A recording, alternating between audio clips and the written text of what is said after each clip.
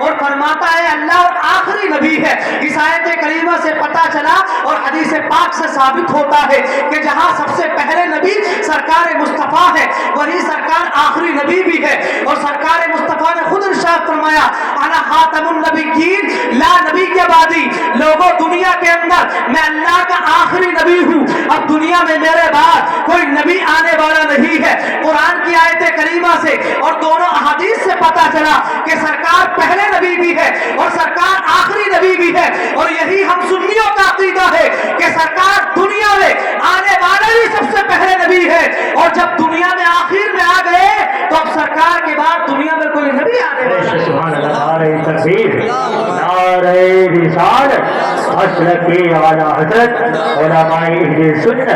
نعرہ تکبیر، نعرہ رسالت، زندہ باد زندہ باد۔ سرکار مصطفیٰ جب تک دنیا میں نہ آئے تھے عرب کا ماحول کیا تھا؟ عرب کے لوگ گمراہیت کے دلدل میں پھنستے چلے جا رہے تھے، اور بظاہر اللہ تبارک و تعالیٰ نے جب زندہ حضرت عیسیٰ علیہ السلام کو آسمانوں پر اٹھا لیا تو 569 سال کا زمانہ گزرا، جس کو قرآن نے زمانہ فطرت سے تعبیر کیا ہے۔ اس زمانے میں دنیا کے اندر نہ کوئی نبی تشریف فرما ہے نہ کوئی رسول تشریف فرما ہے، ایسے عالم میں دنیا کے لوگ گمراہیت کی دلدل میں پھنستے چلے گئے، اور عرب کے اندر نئی نئی رسمیں رائج تھی، عرب کے ماحول میں نئی نئی رسموں کا رواج تھا۔ ایک خاندان والوں کا رواج تو یہ تھا کہ جب بارش نہیں برستی تھی تو ایک جانور کو لیتے تھے اور 2 درخت کی ٹہنیوں کو کاٹنے کے بعد جانور کی دم سے باندھ دیا جاتا تھا، اور جانور کو ڈنڈا مار کر پتھریلی علاقوں میں اس کو بھیج دیا جاتا تھا، یہاں تک کہ جانور جب دم توڑ دے کر جاتا تھا تو اس کے بعد ان لوگوں کا یہ عقیدہ تھا کہ معاذ اللہ اب یہ ہم نے رسم ادا کر لی ہے تو بادل امٹ کر کے آئیں گے اور موسلادھار بارش ہو جائے گی۔ اللہ اکبر۔ اسی طریقے سے ایک خاندان والوں کا یہ طریقہ تھا، ان کے اندر یہ رسم رائج تھی، جب کسی بادشاہ کا انتقال ہوتا تھا یا کسی سردار کا انتقال ہوتا تھا تو پھر ایک جانور کو لیتے تھے، اس کی گردن کو پیچھے موڑنے کے بعد پتھریلی علاقوں میں اس کو بھیج دیا جاتا تھا، اور بسا اوقات آگ کی نظر اس کو کر دیا جاتا تھا، اس کی کھاد اتارنے کے بعد اس میں گھاس کو بھر دیا جاتا تھا۔ جب لوگ پوچھتے تھے اے عرب کے لوگوں تم نے جانور کے ساتھ ایسا گھنونا انداز کیوں اپنایا، تو لوگ کہتے تھے سنو